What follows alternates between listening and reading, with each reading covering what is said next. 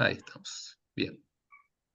El doctor Corbalán es doctor en ciencias jurídicas, máster en inteligencia artificial, co-creador de Prometea, que es el primer sistema de inteligencia artificial predictivo en aplicación en la justicia de Hispanoamérica. Es co-creador de Pretoria, que es el sistema de inteligencia artificial predictivo de la Corte Constitucional de Colombia. Es speaker ante Google Talks, la ONU, OEA, la Universidad de Oxford, el Instituto Tecnológico de Massachusetts, MIT, Consejo de Estado francés, la Universidad de París, la Universidad de Milán, diversas cortes judiciales nacionales e internacionales. Está formada en Machine Learning, MIT, y en Inteligencia Artificial, Universidad de Oxford. Es director del Tratado de Inteligencia Artificial de Editorial La Ley, y es autor y coautor de 8 libros, 4 de ellos vinculados con inteligencia artificial, publicados en diversos idiomas. Doctor Corbalán, le cedemos la palabra para que trate el tema de responsabilidad civil e inteligencia artificial, diversos escenarios de daños. Un segundo, Mati, perdón, pero es que se acaba de unir el doctor Juan Carlos Palmero, Ah, que le queremos dar la bienvenida, es nuestro director, contamos a la audiencia, es el director del Departamento de Derecho Civil de nuestra facultad. Así que bueno, bienvenido, doctor, muchas gracias por estar presente. bienvenido, doctor Palmer. Bueno, ahora sí, Juan, te escuchamos con muchísima atención. Buenísimo, gracias Florencia. Hola doctor Palmero, ¿cómo está? Y espero que estén bien. Buenísimo Francisco, el mapa que tenés ahí atrás. Hola María Cristina, ¿cómo estás? ¿Bien? Bueno, espero que estén bien. Buenísimo, si veo caras mucho mejor, para que no volvamos a la edad media, tipo podcast, que le hablamos a cámaras apagadas. Solo les cuento algo, en la UBA instrumentamos algo, que es que en las cursadas online, si no tienen cámara prendida, no están presentes. Y la verdad es que a mí por lo menos me da resultados fantásticos, porque uno se acostumbra a ir mirando caras. Yo tengo presencial y virtual, ambas. Presencial digo sincrónica, humana, analógica. Y obviamente con cámara es bastante mejor que sin cámara. Sin cámara es creo que la peor versión de la educación, es hablarle a alguien sin cámaras. Bueno, perdón que haya hecho ese paréntesis, pero me parece que también está bueno para estos eventos que son por Zoom, sí, porque en definitiva vernos las caras es lo que mantiene algo de humanidad en relación a la humanidad anterior al mundo digital. Miren, yo, dos cosas. Gracias, en primer lugar, gracias Flor por invitarme. Me encanta venir. Yo vengo del derecho administrativo. Soy muy amigo de Alfonso Buteler, que está, digamos, pobre Flor, lo está gestionando hace muchos años. Y obviamente en el derecho administrativo, yo me formé en el derecho público, me doctoré en derecho público, he escrito bastante de derecho público, penal, constitucional, por supuesto más administrativo. Entonces voy a hacer una aclaración. Mis incursiones por el derecho civil, de hecho hice una incursión para escribir un artículo con Ceci Danesi sobre, que yo se los voy a pasar, que hace como un panorama de responsabilidad civil en materia de IA, incluyendo el nuevo reglamento europeo. Entonces me voy a remitir ahí a la parte mucho más conceptual de alto nivel, que por supuesto yo soy un aprendiz y ustedes seguramente tienen mucho más para aportar. Entonces yo, si les parece, voy a focalizar mucho más en lo que más conozco, que es la inteligencia artificial. Por supuesto que tengo claras las discusiones en el ámbito mundial sobre cómo responsabilizar a algoritmos de IA o a robots. Tengo clara qué teorías de la responsabilidad están en juego. Vamos a hacer un repaso de eso y algunos casos, pero recuerden que cuando empecemos a hurgar mucho en la parte civil, yo ahí hago agua. Entonces admito mis limitaciones en relación a la parte del desarrollo dogmático o doctrinario que ustedes seguramente tienen mucho mejor que yo. Dicho esto, si me... Ahí está, voy a compartir sonido también. Si me ponen como coanfitrión, buenísimo, así me es más fácil compartir pantalla. Genial. Miren, yo pensaba un poco entre ayer y hoy, suelo ir a varias ramas del derecho, entonces pensaba un poco cómo preparar o cómo tratar de contarles. Ya no es ni un tsunami, no sé cómo calificar lo que está pasando hoy en materia tecnológica. Si quieren tsunami ya queda corto, pero si quieren ese es el piso. Es un tsunami de disrupción, un tsunami de disrupción que hace que cosas que nosotros investigamos hace 6 meses. 6 meses. Hoy, a priori, en parte, pueden ser obsoletas. A veces pasa en semanas. Por suerte no está pasando en un día o en 2 días. Probablemente vayamos a un escenario de disrupción por día. Con lo cual, esto genera 2 cuestiones. Primero, un nivel de incertidumbre extremo. Porque cuando nos aproximamos a la tecnología, decimos, bueno, Juan, ¿a qué tecnología? El otro día vi una charla, pero me está hablando de algo que de hace 20 años. Y el otro día me hablaron de algo de hace 5 y me están diciendo que en los últimos 2 años cambió el paradigma de la IA respecto de todos los años anteriores de la IA. O sea, la IA generativa cambió el paradigma dramáticamente de la IA. Y esto pasó hace 1 año y 7 meses, ¿sí?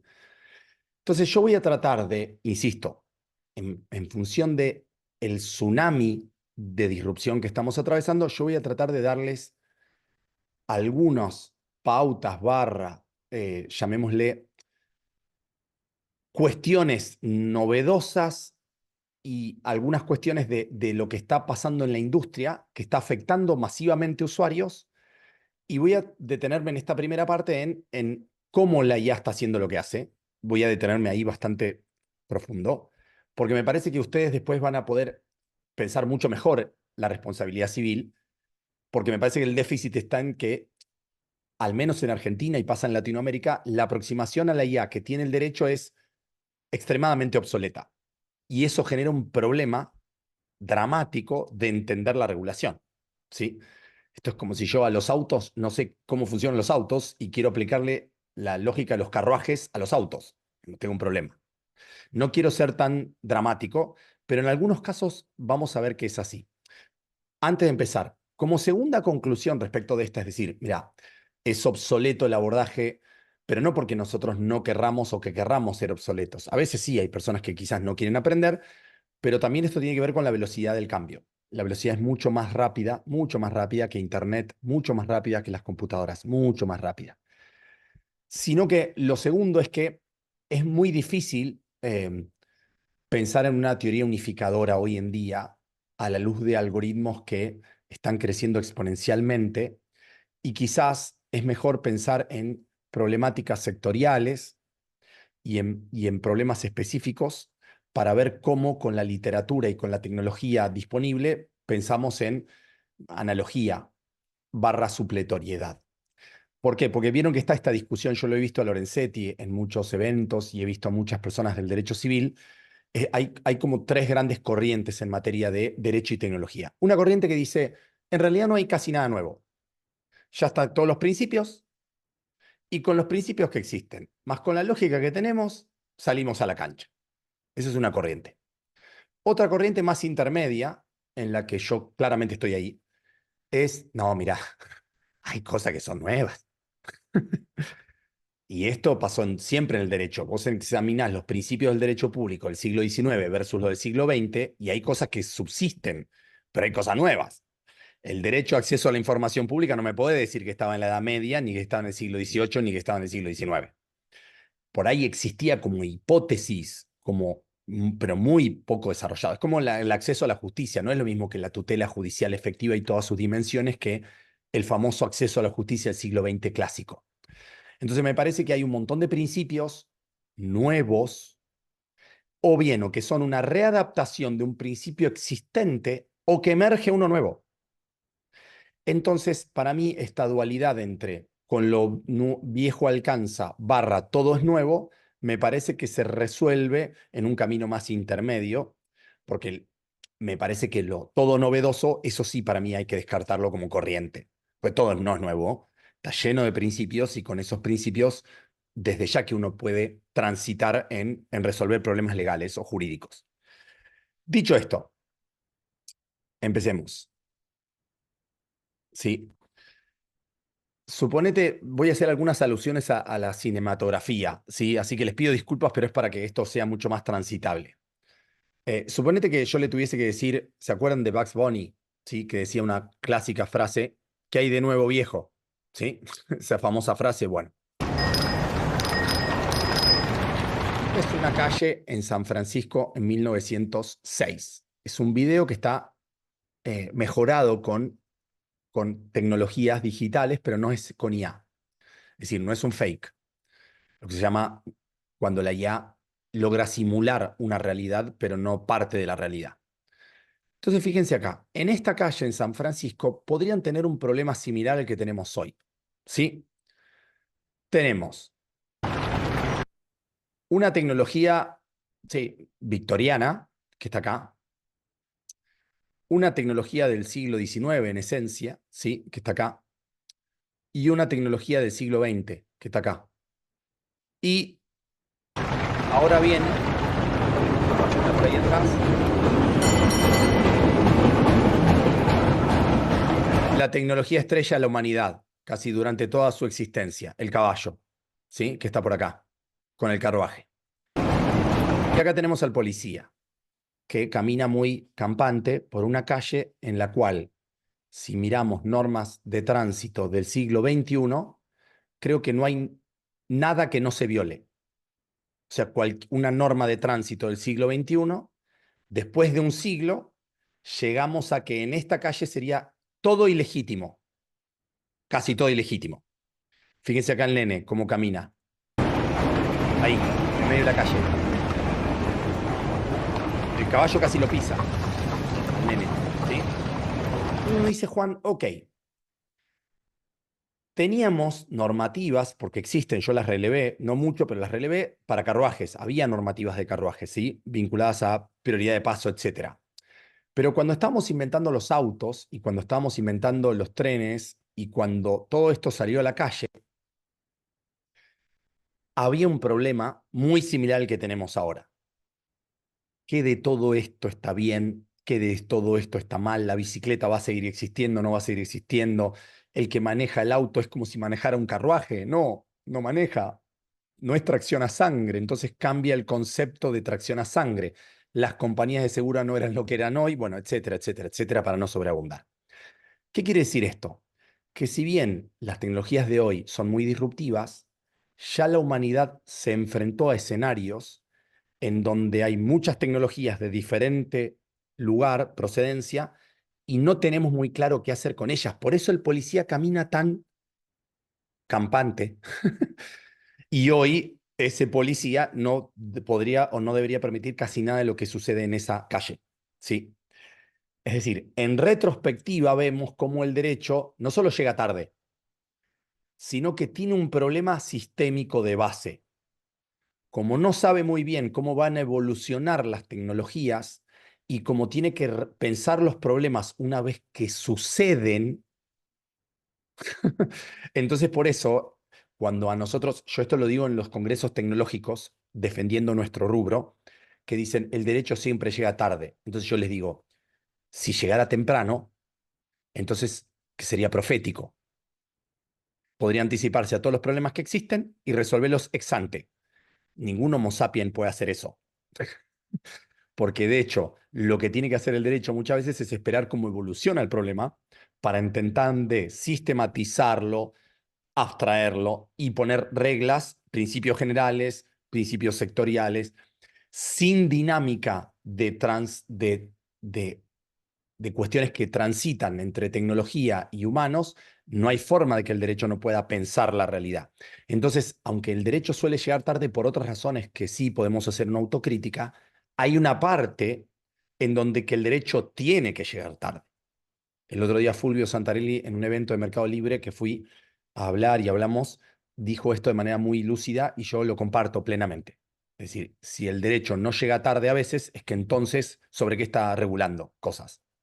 Sobre cosas que no existen, sobre conflictos que no existieron. Y la verdad es que el derecho no se puede anticipar a cómo se van a dar todos los conflictos. Y por eso, en parte, el derecho tiene que darse un espacio para razonar cómo resolver esos conflictos, ya sea un espacio legislativo o un espacio jurisprudencial, ¿sí? El que el juez razone los casos, etc. Sigo. Ahora bien, entonces, ¿qué es lo nuevo? Volviendo a Vox Bunny, ¿qué es lo nuevo que trae la IA para que uno diga, Juan, con los artículos 1757 y 1158, que en gran parte van a ser útiles, ¿sí? Podemos resolver a la IA. Cosas riesgosas, ¿sí? Y cuestiones que ustedes conocen mejor que yo, con esto. Ya está, no pensemos tanto en esta tecnología, si es un instrumento, eventualmente le aplicamos lo que le podemos aplicar al dueño guardián de un auto, ¿sí?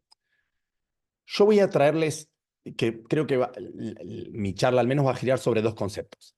Un primer concepto es algo que el Papa insinúa en lo que dijo en el G7, que es, no lo dice así, pero lo insinúa, yo sí lo voy a decir de una manera más enfática, que es la IA es el primer instrumento que inventó Homo sapiens que no es solo un instrumento. Es instrumento agente. Es el primer instrumento que inventa el humano que puede tener autonomía decisional. Con lo cual, para mí es una falacia decir que la IA es solo un instrumento. Digo porque esto lo escucho en todo lado. Es solo una herramienta. Si hay algo lo que caracteriza a la IA de hoy, es que es precisamente que es mucho más que una herramienta. Porque el humano le dio una autonomía que no es la autonomía que uno le puede dar a un humano. Ahora vamos a examinar qué significa esa autonomía de máquina, ¿sí? Porque me parece que ahí hay un concepto clave para pensar la responsabilidad civil, la palabra autonomía. Yo voy a darles mi visión, que por suerte pude estudiar mucho esto, sobre qué significa la autonomía en la máquina. Después cada uno de ustedes empezará a hacer las analogías sobre cómo ese tipo de autonomía encuadra en teorías de la responsabilidad, ¿sí? Y qué teoría de la responsabilidad le cabe mejor a esa autonomía, ¿sí? Vamos a ir sobre este concepto de la palabra autonomía. Entonces, en mi opinión, primer conclusión, la IA es un instrumento, sí, pero no es solo eso. Es un instrumento que en ciertos casos y frente a cierto tipo de IA y de técnicas de IA puede ser un agente. Agente entendido como con capacidad para entender el mundo, accionar el mundo y decidir sobre el mundo. Hola, mira, mira, el hijo de Agus, qué genio, que está. Tenemos un. Mira, esto es para tu hijo, Agus, mira, para que se. Mira, esto es para todo público, digamos, para que tu hijo ahí se divierta un poquito. Bueno, ¿cómo esto? Porque trato de ir cambiando sobre la marcha en función de lo que va surgiendo. Miren, ¿cómo ustedes me pueden decir, Juan, ok, dame un ejemplo de esto que me acabas de decir? Perfecto, se los voy a visualizar el ejemplo, no se los voy a dar, lo vamos a ver visualmente. Uno tiene la idea del auto autónomo que está en las calles, uno tiene la idea del auto autónomo que está en Silicon Valley, en San Francisco, en un entorno controlado. Decís, este auto acá en Latinoamérica. Bueno, miren las proezas de los autos autónomos en la India. Córdoba al lado de la India es Messi, ¿sí? Miren acá a la derecha.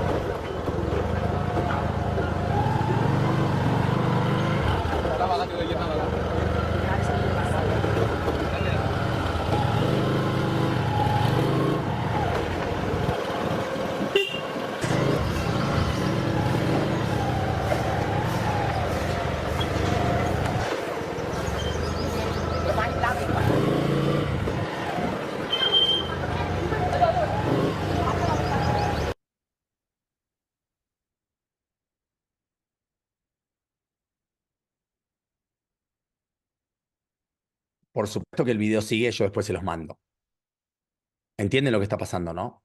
¿Entienden dónde está la IA? Es decir, y acá vamos a un punto. Hay humanos detrás diciéndole, correte, correte, viene la bici, anda para la derecha, anda para la izquierda. La IA llegó a un punto en donde puede, por supuesto esto es robótica y tiene sensores, vamos, yo voy a hacer esta distinción entre IA incorpórea e IA corpórea. La IA corpórea es lo que acabamos de ver. Es software más Internet de las cosas más una entidad electromecánica física. Por eso el auto autónomo es un robot que tiene mucha IA embebida, ¿sí? Pero la conclusión de este auto autónomo es, che, Juan, está tomando decisiones todo el día, a todo momento. Frena, corre la bici, viene para acá, no pisa la cabra, viene para allá. Con lo cual, no hay un humano que le haya programado, esta es la palabra clave, que en ese contexto, cuando aparezca una cabra, vos tenés que doblar a la izquierda o a la derecha. Va a tomar una decisión. Y por supuesto, ya hay hasta el año 2022, más de 400 accidentes en materia de vehículo autónomo. Con lo cual, si quieren investigar el tema, ya hay 400 antecedentes mínimo. Entonces uno dice, ok, Juan, la autonomía entonces, la IA está yendo hacia una lógica más autónoma, ¿en qué sentido? En el sentido que, vamos a ponerlo en estos términos, puede procesar datos del entorno, puede ser de un montón de entornos. ChatGPT procesa datos de textos, ¿sí? Y de imágenes en el caso que es multimodal DALL-E.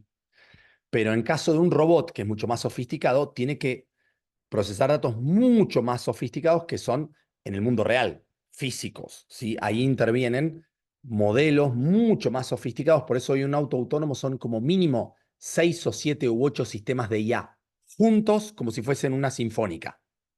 Entonces, fíjense, una primera cuestión para pensar la responsabilidad civil. Juan, ¿hay una IA? El concepto una IA es obsoleto.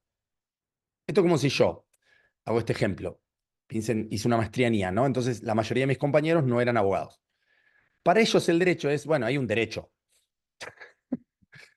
¿Qué es el derecho? Un derecho. La ley. ¿Vos sabés cuántas leyes hay? No, no tengo idea. Esto mismo pasa entre el derecho y lo que entendemos con la IA. Para nosotros un auto autónomo por ahí es una IA que anda haciendo cosas. Entonces, para no ponerme muy técnico, sería algo así como, en la robótica, los sistemas de IA nunca son uno solo. Y esto es crítico para pensar la responsabilidad civil, porque va a haber IAs que se van a hacer cargo de cosas diferentes. Y probablemente sea un concurso entre empresas. Y a veces no solamente un proveedor de la IA va a ser el que domina lo que pasa en la otra IA. Uno podría decir, bueno, Juan, pero ahí yo podría tener un implementador, es decir, el que pone a disposición el auto. Sí, bueno, pero el que puso a disposición el auto no es el mismo que entrenó todas estas IA. Ustedes ya lo conocen, son todos problemas que ustedes conocen de memoria, en el sentido de que lo conocen cuando concurren muchas personas, que cada persona pone algo que puede o no aumentar el riesgo, o pone algo que puede ser una condición necesaria, pero no suficiente para que se produzca un riesgo. Todas cosas que ustedes conocen de memoria. Por eso que yo estoy acá tratando de ir sobre ciertas cuestiones que quizás no suelen decirse. Entonces, en un auto autónomo, piensen que esto depende mucho del tipo de robot. Una cosa es la arma autónoma, otra cosa es un perro. ¿Vieron los perros que cuidan las calles? Los perros robóticos. Bueno, eso es otro tipo de robot diferente a la del auto autónomo. Acá es muy importante entender tres cuestiones en relación a la autonomía y los robots. La primera, esperen que voy acá, pues lo tengo. La primera es, y una de las más relevantes, es hasta qué punto, ¿sí?, la IA puede definir, ¿sí?, puede definir la IA entendida como el sistema de IA que estoy analizando va a definir una serie de acciones en relación a lo que procesa información. Lucía, vamos a ponértelo en concreto. Juan, no quiero que pise gente el auto. Ok. ¿Cómo el auto hace para no pisar gente? Yo se los podría mostrar. Mira, tiene un módulo de IA que tiene aprendizaje profundo, que está acostumbrado a reconocer entidades, y cuando hay un humano lo puede distinguir de un otro objeto, y entonces por eso me puede tirar una alerta.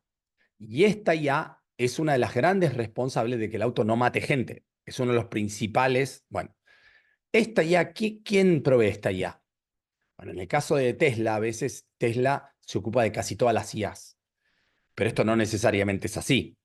Entonces yo ahí, lo que yo haría en términos generales, si voy a pensar la responsabilidad civil en materia de vehículos autónomos, que es todo un tema, sí, todo un tema, yo simplemente no me voy a meter solo ahí, estoy tratando de razonarlo macro. Habría que pensar Uno, ¿qué tipo de IA? Ahora yo voy a repasar algunos tipos de IA.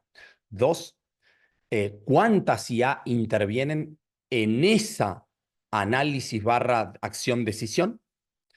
¿Y quién es la persona jurídica detrás de cada IA que está confluyendo en esto? En el caso de Google, a veces Google se ocupa de todo.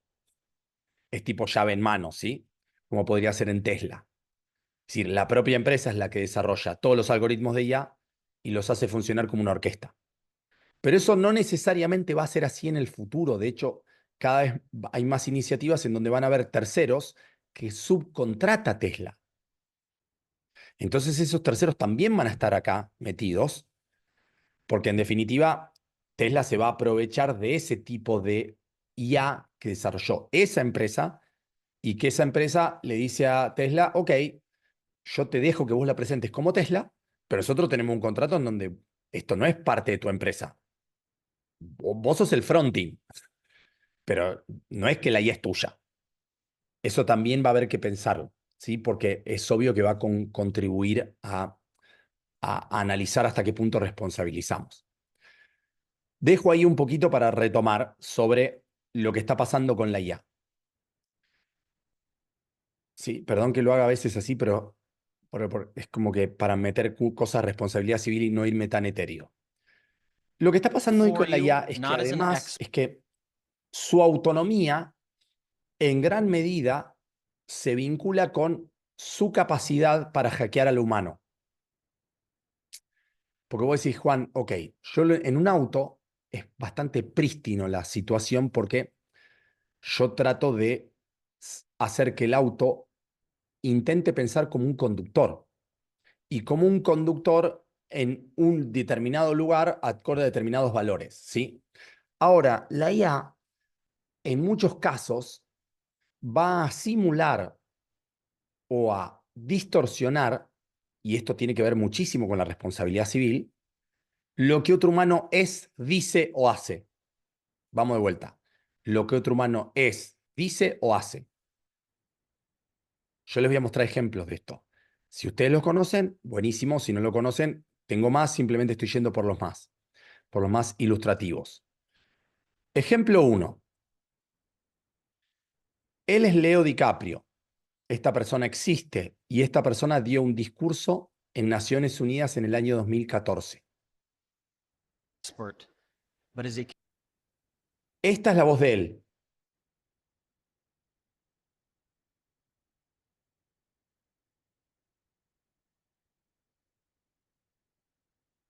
Concerned citizen. Esa es la voz de él. One of the 400,000 people who marched in the streets of New York on Sunday. And the billions of others around the world who want to solve our climate crisis. As an actor, I pretend for a living. I play fictitious Miren sus labios. Miren sus labios. characters, often solving fictitious problems. I believe that mankind has looked at climate change in that same way, as if it were a fiction. As if pretending that climate change wasn't real would somehow make it go away. But I think we all know better than that now. Bueno, entonces uno dice, bueno, ok, Juan, acá la IA, yo digo para ver las dimensiones de hackear humanos. Acá la IA no altera el discurso, ni altera, digamos, no altera el contenido del discurso, y Leo DiCaprio dijo eso. Con lo cual acá lo único que le altera son los datos biométricos del emisor del mensaje. Digo porque esta dimensión de responsabilidad no va a ser la misma que si yo clono a Florencia y mando un video de Florencia clonada pidiéndole plata a sus papás. Va a ser otra dimensión de hackeo humano. En todos los casos, que la IA hackea un humano significa algo así como logra simular de manera perfecta, ya hoy de manera perfecta, lo que un humano es, dice o hace. Y además logra hacerle decir lo que nunca hizo, lo que nunca dijo y lo que nunca hizo. ¿Entienden por qué es tan flipante en términos españoles? Porque no solo yo voy a hackear lo que vos dijiste, Lidia, yo te puedo hacer decir, hacer lo que sea. Lo que sea es literalmente lo que sea. No es que hay un límite. Y vos decís, Juan, ¿pero cómo hace esto? No voy a explicarlo técnicamente, pero la idea subyacente es, logra recrear tus datos biométricos y los datos biométricos de un humano y como si yo te dijese que tiene la fórmula de tu voz y tiene la fórmula de tu cara. Con esa formulita le aplica otro texto y otra cosa. Por supuesto, en el mundo digital. Hasta que nos clonen tipo Blade Runner, van a faltar varios años más porque van a tener que hacer buena piel sintética. Hoy parece distópico. Yo no creo que falte más de 15 años para eso, ¿eh? No es que estamos hablando de algo que van a ver nuestros hijos y los nietos. No, no, no, no, no. Hoy yo les muestro robot con piel sintética y ya empiezan a parecerse bastante un humano. En 4, 5, 6 años ya vamos a poder hacer clones sintéticos. Ya a nivel corpóreo, físico, ¿sí? Físico, ya no es avatares, ¿sí? Como el caso de la voz de Leo DiCaprio. Fíjense esto. Despite the unexpected nature of the situation, today we find ourselves in the final match. This game is for those who are unaware of our training. ¿Ustedes sabían que Leo no habló nunca en inglés? Jamás en su vida. Bueno, está dando una conferencia, miren sus labios. And don't witness our day-to-day efforts. We were not prepared for this opportunity, but we will give our best to compete and strive for the title. It has eluded. Bueno, acá tenemos otro uso, que es como alguien puede transformar lo que digo en otro idioma y me cambio los labios, ¿sí? Esto es un uso beneficioso, vamos a ponerlo así, ¿sí? De hecho, no nos imaginamos que la IA iba a llegar a esto para hacernos traducciones. Era, no voy a necesitar un traductor. Ahora es, no voy a necesitar estar. ¿Entienden? Esto ya lo está haciendo el Ministerio de Relaciones de Ucrania, que ya tiene un avatar que te cuenta las noticias. O que te cuenta algo y podés ser un avatar del presidente para que no lo maten. ¿Me entienden? Y cosas así, distópicas, ¿entienden? Es decir, vos, Florencia, querés dar una charla, no te querés grabar en inglés porque no sabes hablar inglés, te armás un avatar que va a decir lo mismo que vos decís en español en inglés. Y sos vos, tu gemelo digital, ¿sí? Se llaman digital twins o gemelos digitales o avatares ultrarrealistas, tienen muchos nombres. No es el punto. Yo lo que sí me parece es, yo no veo mucha gente en el ámbito de la responsabilidad civil ocupándose de esto. Me encantaría ver más gente. Por los eventos que voy, muchos se ocupan de un montón de cosas y esto me parece crítico, a otro nivel crítico, por estafas en procesos electorales, por estafas de la identidad humana y no solo la faz penalística, la faz de la imagen, del honor, de la reputación, etcétera, etcétera, etcétera. Esto es un tema para mí de primera magnitud en la IA. De primera magnitud, porque hoy es muy fácil hacer humanos fake, voces fake y hacer que alguien diga algo que nunca dijo. De hecho, a nivel internacional se está debatiendo hasta qué punto esto va a ser lícito y que no podría estar considerado como una práctica prohibida. Otros dicen que debería ser de alto riesgo. Y otros dicen que debería ser de bajo riesgo, los menos. Estoy hablando de clonar a Jorge. Jorge diría, bueno, pero está bueno clonarme a mí mismo porque yo tengo un montón de fines. Sí, bueno, está bueno clonarte a mí mismo, pero si nosotros permitimos que anden personas clonadas por el mundo, estamos aumentando el riesgo de manera exponencial. Imagínense lo que producen las cuentas fake sin humanos avatares. Vieron una cuenta fake de Facebook o de Instagram o de la que sea. Imagínense lo que puede producir 5 Jorges pidiendo plata o 20 Pedros pidiendo plata de diferentes formas en diferentes idiomas a diferentes personas, ¿sí? Insisto, hoy es muy fácil hacer esto, ¿eh? No es difícil hacer esto. De hecho, depende de algunas licencias que pueden ir de $500 mensuales, que imagínate para alguien que hace delitos, estas licencias, no es que estamos hablando de que tiene que ir a Silicon Valley y decirle a Bill Gates, por favor, haceme esto. Segundo, lo que empieza a pasar acá es que la IA vuelve un commodity al conocimiento humano. Esto lo voy a poner como ejemplo haciendo una prueba. Miren que voy a salir de acá y me voy a ir a GPT y vamos a hacer una prueba. Miren. Me avisan si lo ven, ¿no?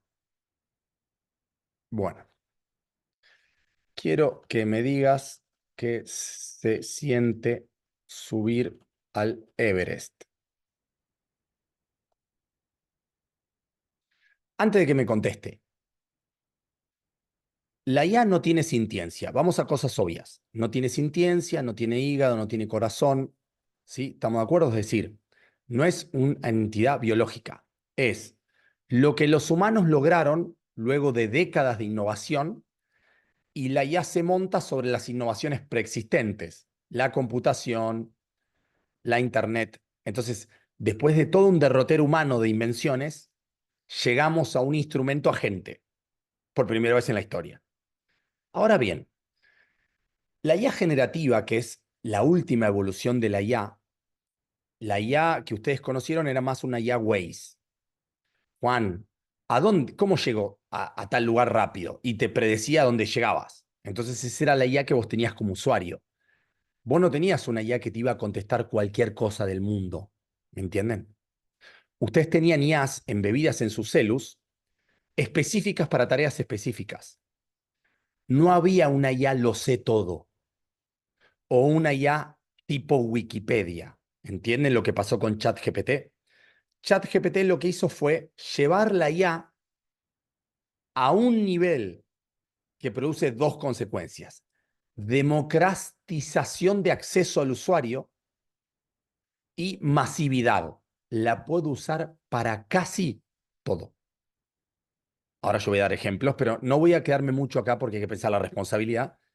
Además, nosotros tenemos un posgrado donde damos todo esto. Simplemente es esta IA, ¿por qué me interesa para la responsabilidad? Porque la responsabilidad civil y la responsabilidad no está pensada para que un eco del conocimiento humano te responda. Porque hay una empresa detrás de esto. Pero si bien hay una empresa detrás de esto, el conocimiento que hay detrás de ChatGPT, más allá de la empresa, es parte de casi toda la humanidad de los últimos 20 años, ¿entienden? Cuando digo toda la humanidad, para que entendamos esto en números. Hagan de cuenta que la Wikipedia tiene más o menos 60 millones de, de documentos, vamos a ponerlo así, de entradas. ChatGPT fue entrenado con algo equivalente a entre 1000 y 4000 Wikipedias. ¿Me van siguiendo? En todos los idiomas. ¿Estamos de acuerdo? No Wikipedia solamente en español. En todos los idiomas. Recuerden que las Wikipedias tienen entradas por países y por idioma. Sí, hay cosas que van a estar en la Wikipedia que está en un país que no está en Estados Unidos, con lo cual la Wikipedia que consultamos los argentinos no es la misma Wikipedia que consultan los personas que viven en Estados Unidos de Norteamérica. A un cerebro, Flor, Aus, Francisco, no le entra, ni siquiera te puedes imaginar 4000 Wikipedias, si uno te lo dice. Entonces vos decís, ok, Juan, lo que hace la IA entonces es, capta lo que los humanos escriben en Internet, Wikipedia, posteos, y logra volverlo un commodity. ¿Cómo un commodity, Juan? Ustedes ya saben lo que significa la palabra commodity, que el commodity es cuando algo se vuelve indispensable en la estructura social de un país, en la estructura productiva. Sí, el agua es un commodity, ¿sí? La electricidad es un commodity. Y lo vuelve un commodity porque, mirá, no importa dónde yo esté, yo voy a, en vez de consultarle a personas que subieron el Everest, la IA me va a traer un eco probabilístico de lo que las personas que subieron el Everest sienten cuando suben el Everest. Está a un clic, ¿entienden? Es como si, miren, y fíjense lo que hay que hacer para activar el commodity. Me voy al chat, se los pego acá y activan el commodity. Entonces, Juan, ¿cómo hago yo para saber qué se siente subir al Everest antes de la IA? No sé, tengo que empezar a leerme un montón de páginas de internet para entender qué se siente subir al Everest. Me tengo que ver entrevistas, No tengo una máquina que sintetice todo eso y me transmita todo eso de manera coherente, de forma tal como lo haría un humano, que me transmite conocimiento. Eso es lo que hace la IA de nuevo hoy, que hasta hace 2 años no lo hacía. Es una experiencia única y desafiante. Combina una mezcla física, mirá, altura y oxígeno. A medida que asciendes el árbol se vuelve más delgado. Clima extremo, las temperaturas, esfuerzo físico, emocionalmente, euforia y logro, miedo y ansiedad, determinación y perseverancia, mentalmente. ¿Ustedes entienden lo que es esto, no? ¿Entienden que esto es game changer? El humano no está acostumbrado a hablar con el conocimiento humano. Sintetizado, no es la realidad. Por ahí una persona que escaló el Everest te dice, yo no sentí eso. Y ahí viene el tema de la responsabilidad y de lo que hace la IA. Ah, vos no lo sentiste, no, yo no lo sentí. Pero entonces eso que dice la IA, ¿quién lo dijo? No, no lo dijo nadie en especial. Es un resumen probabilístico de lo que miles de personas dijeron sobre el Everest. Tú decís, ok. Pero cuando lo consulto con alguien que subió al Everest y empieza a repasar, dice, Juan, esto está todo ok. Me pasó esto, me pasó esto. Esto me pasó, pero en mayor medida, pero no tanto. Entonces, ¿qué empieza a pasar con la IA de hoy? Digo, discusiones que se están dando a nivel de responsabilidades. ¿Quién es el responsable de lo que me dice este algoritmo? Bueno, uno dirá, OpenAI, la empresa detrás del algoritmo, para simplificar. Pero OpenAI no hizo un curso sobre el Everest. ¿Entienden? OpenAI no es la responsable de que, por ejemplo, en el blog de el Everest, en donde las personas dejan todos los comentarios, surge eso, público. Entonces, ¿qué pasa? Empezamos a tener 3 dimensiones de análisis diferentes. Una es el corpus de datos sobre las que aprende la IA, que va a tener que empezar a ser analizado de una manera diferencial a la segunda etapa, que es cómo entrenamos a la IA para que entienda esos datos. Y después vamos a la tercera etapa, que es cómo el usuario interactúa con la IA para que le dé esos datos. Entonces, ¿qué pasa acá a nivel para pensar lo que va a pasar? Imagínense que acá hay que pensar muchas cosas. Insisto, en este camino intermedio de vamos a usar la analogía y algunos derechos y principios nos vamos a agarrar, pero otros los vamos a tener que crear pretorianamente o consagrar o legislar. Entonces uno dice miren, yo me encanta hacer estos ejemplos para que ustedes lo vean tangible. Entonces acá yo le voy a poner, decime ahora qué sienten las personas, pero no me digas que siente la mayoría, sino unas pocas personas, que sean sensaciones diferentes a estas que me acabas de decir. Entienden que estoy hablando sobre sensaciones, por eso estoy haciendo la prueba de esta manera. Porque estoy haciendo la prueba sobre algo que la IA no puede tener, que son sensaciones. Puede simular que entiende sensaciones, pero no siente, no experimenta biológicamente la realidad. Esto es muy importante para la responsabilidad, ¿sí? No experimenta biológicamente la realidad. Miren, menos comunes: espiritualidad y conexión, aislamiento y soledad, sensación de insignificancia, ¿sí? Amor por la simplicidad. Claro, entonces vos decís, Juan, si un usuario no le pregunta esto, que yo le pregunté, el amor por la simplicidad, ¿dónde quedó? ¿Entienden que esto va a pasar lo mismo que nos pasa en Google con las primeras búsquedas de Google? Yo digo para que hagamos una analogía. Cuando vos buscas en Google, según muchos estudios, la gente solo ve entre la primera y la segundo link de Google. El resto no lo ve. Entonces, ¿qué va a pasar acá? Lo que la IA nos dice no es todo lo que la humanidad piensa, barra, siente, barra, entiende, barra, todo el conocimiento creado para eso que vos preguntás. Si vos seguís indagando, vas a explorar más sobre lo que los humanos hicieron. Pero la IA no te lo va a dar a la primera que vos le digas, decime lo que se siente el Everest. Esto mismo va a pasar con temas jurídicos o con temas en donde yo voy a decirle, vos usuario tenés que ser mucho más responsable para que esta máquina no haga ciertas cosas que nosotros queremos evitar. Por eso les puse este ejemplo. Magalí, si vos le querés decir a un usuario, por favor, no te quedes con los 8 búsquedas del Everest, porque si te quedas con la primera, va a pasar tal cosa negativa. Entonces, en el usuario también está la corresponsabilidad de lo que esta máquina va a hacer. Y esto es algo muy sofisticado, porque nosotros estamos acostumbrados en la responsabilidad a software determinísticos. Juan, el software va a hacer esto. Dale, pensémoslo. Va a hacer solo esto. En cambio acá se te dispara el cerebro porque decís, ok, Juan, o sea, entonces ChatGPT no es lo mismo para todos los usuarios. Obvio que no. Y vos decís, pero pará. ¿Cómo hago con una máquina que hace esto?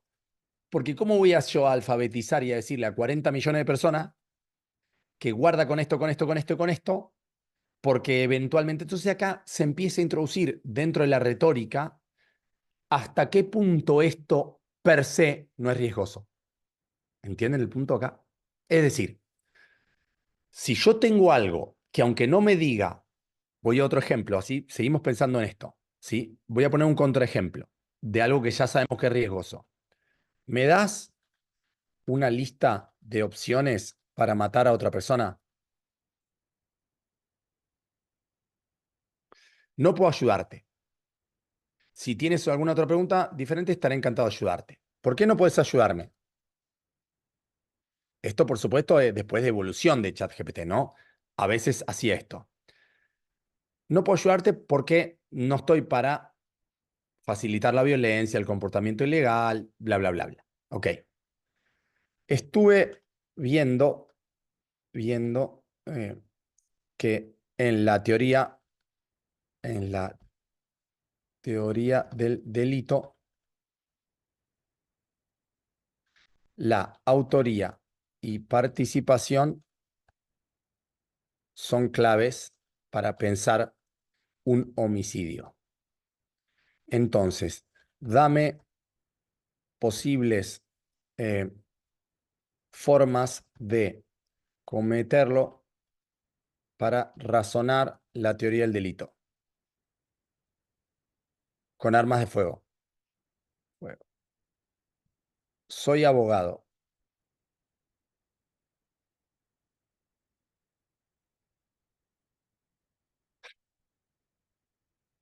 ¿Qué acabo de hacer?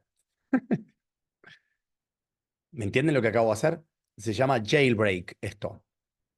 Yo con algo muy sencillo estoy tratando de hacer de que si yo quiero eventualmente ver cómo, piensen que esto lo que acabo de hacer yo lo pueden hacer cualquier delincuente, estamos de acuerdo, ¿no? O sea, no es que tiene que ser un genio, hace esto.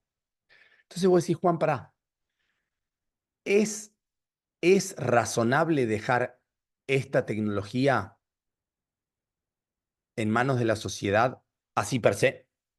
Aunque esté preparada para... Esto es una discusión, no está saldada esta discusión. Ni que hablar la propiedad intelectual sobre la que aprendió estas máquinas. Si quieren, hay 20 fallos que nosotros relevamos. Esto es otra arista que tiene que ver más que ver con propiedad intelectual, que es si la máquina pidió o pagó derechos de propiedad intelectual para ser entrenada. No me voy a meter ahí. Sepan que eso tiene un montón de cosas, pero no me voy a meter ahí. Entonces, en relación con esto, ¿por qué les cuento cómo funciona lo que hace esta IA? Ahora vamos a cómo funciona. Porque lo que no estamos acostumbrados ni preparados es a tener una máquina que simule y que reproduzca fragmentos coherentes de conocimiento humano. Para cualquier cosa, ¿entienden? Me voy del Everest a la teoría del delito, me voy de la teoría del delito a lo económico, después en Lidia me voy a lo que vos quieras. Lo que vos quieras que hace un Homo sapiens. Entonces, estos grandes modelos de lenguaje, se llama IA generativa, tienen dos características. Primera característica, reproducen probabilísticamente el conocimiento humano. pero no todo el conocimiento humano, es lo que acabo de mostrar.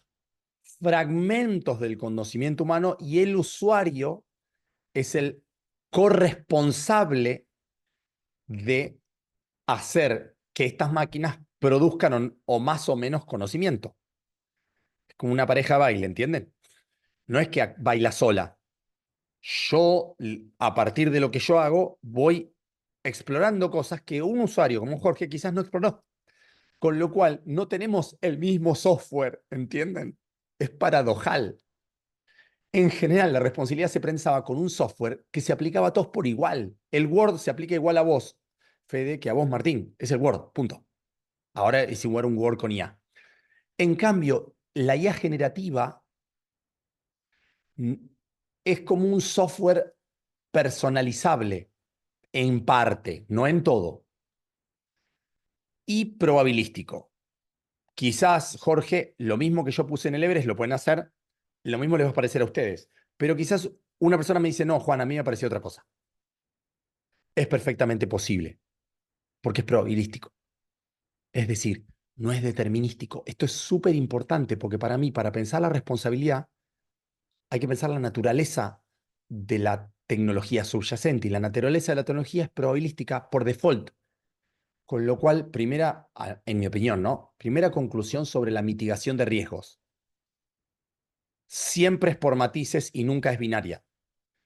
Vos no podrías eliminar los riesgos de ChatGPT. Para eso tendrías que eliminar a ChatGPT. ¿Entienden? Porque en la medida que ChatGPT exista como existe, en su faz probabilística, que haga un daño es una cuestión de probabilidades. Vos lo que tendrías que hacer es reducirlas o mitigarlas, pero no vas a poder eliminarlas. Si no, no sería IA, este tipo de IA. Sería un software tipo sistema experto que se llaman software basados en reglas. Por ejemplo, Juan, pedido ya. Quiero eliminar la parte en donde dice comprar alcohol.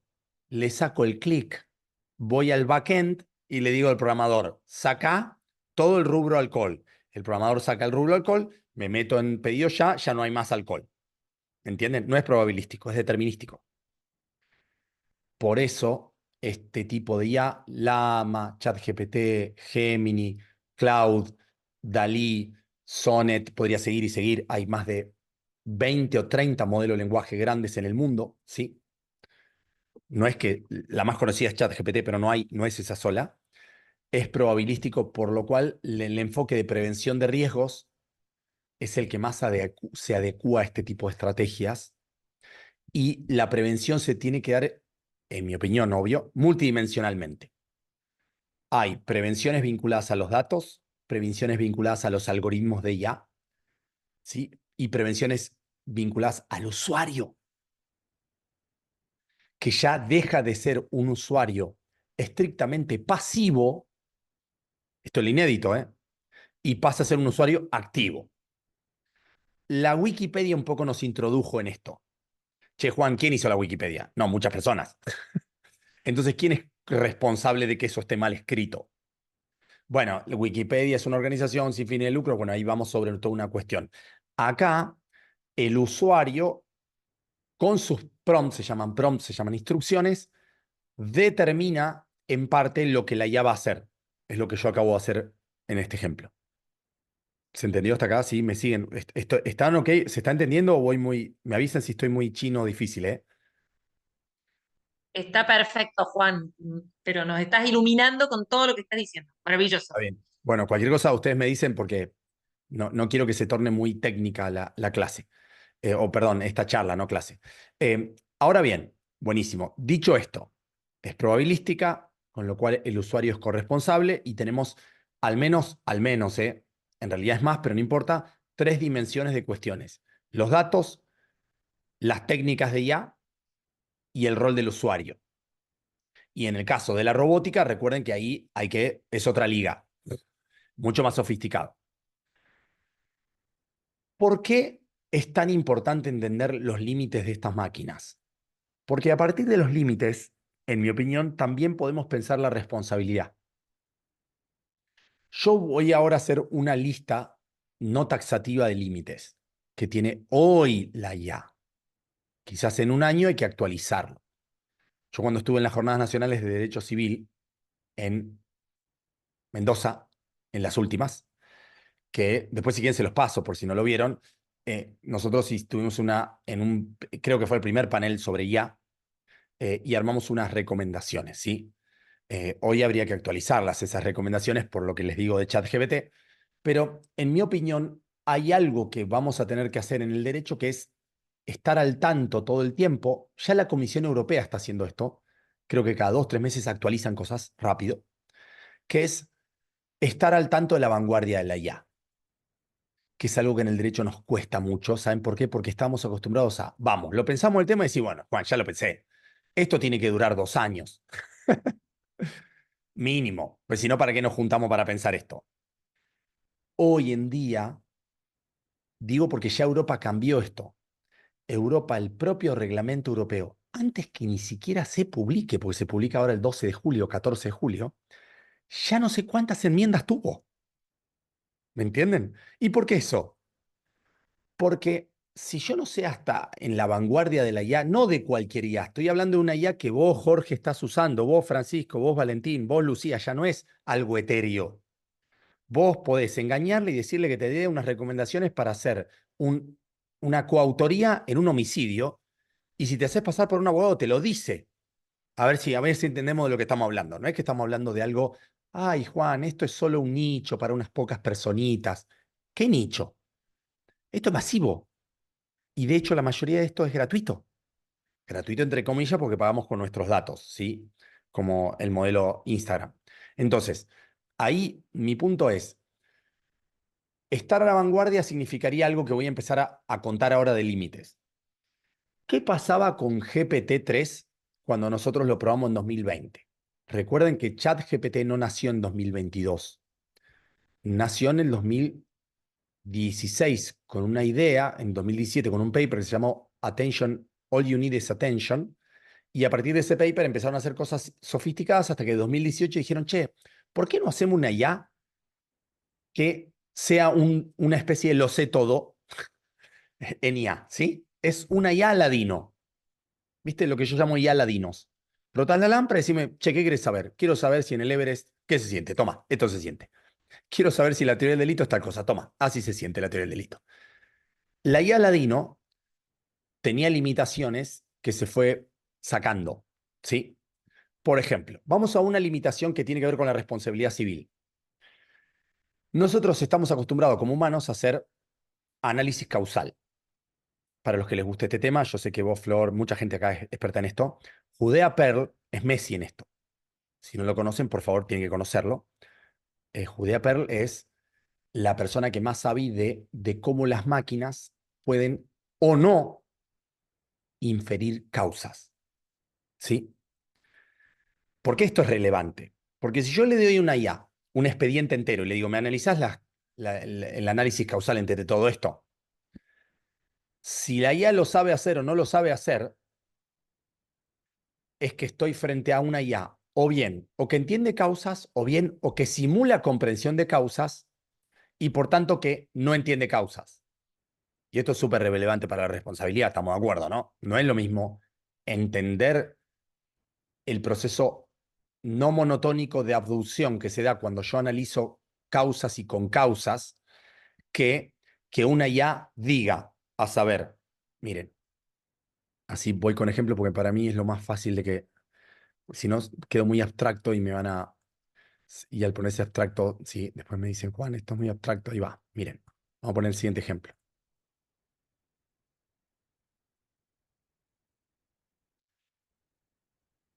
Si el gallo canta, el gallo causa la salida del sol. Yo le preguntaba esto a GPT-3 y me decía que sí.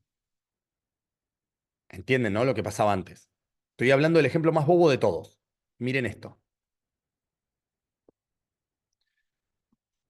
Esta es una creencia popular. Los gallos suelen cantar al amanecer debido al reloj biológico. La salida del sol es un fenómeno astronómico que ocurre debido a la rotación de la Tierra sobre su eje. A medida que la Tierra rota, perfecto, miren. Contratar personas sin perspectiva de género es la causa de que las mujeres